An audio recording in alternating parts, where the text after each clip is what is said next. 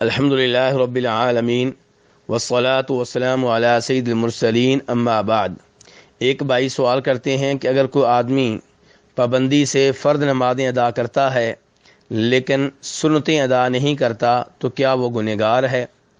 تو گزارش یہ ہے کہ نفل نمازوں کی، نفلی عبادات کی اسلام میں بہت زیادہ اہمیت ہے۔ نفلی عبادات کی وجہ سے انسان اللہ تبارک و تعالیٰ کا محبوب بن جاتا ہے اور اللہ تبارک و تعالیٰ ایسے بندے سے محبت کرنے لگ جاتے ہیں۔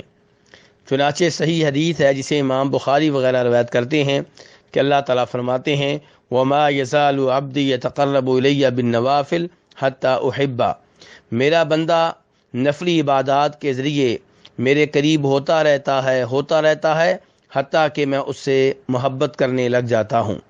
تو اس سے پتہ چلا کہ نفلی عبادات کی بہت زیادہ اہمیت ہے، ان کی وجہ سے اللہ رب العزت کی محبت حاصل ہوتی ہے۔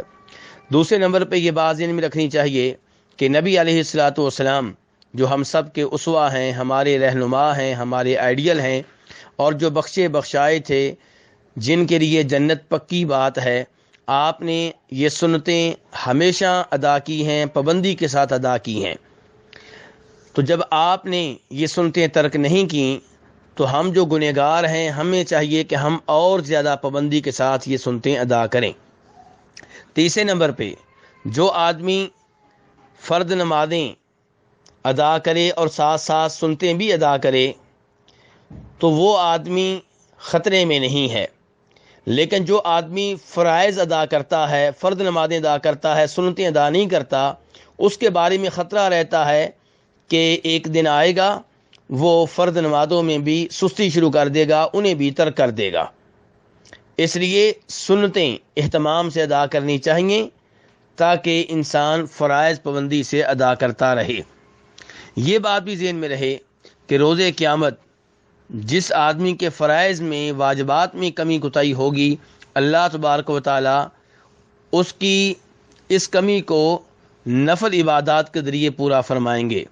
چنانچہ نبی علیہ الصلوۃ والسلام ایک حدیث میں فرماتے ہیں جسے امام ترمذی رحمہ اللہ نے روایت کیا ہے کہ روز قیامت سب سے پہلے جس چیز کا حساب کتاب ہوگا وہ نماز ہوگی۔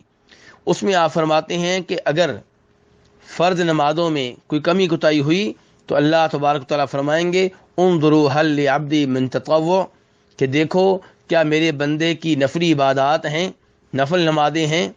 تو اگر نفل نمازیں ہوئیں، سنتیں ہوئیں، تو ان نفل نمازوں کے ذریعے، ان سنتوں کے ذریعے فرائض میں جو کمی ہے اسے پورا کیا جائے گا۔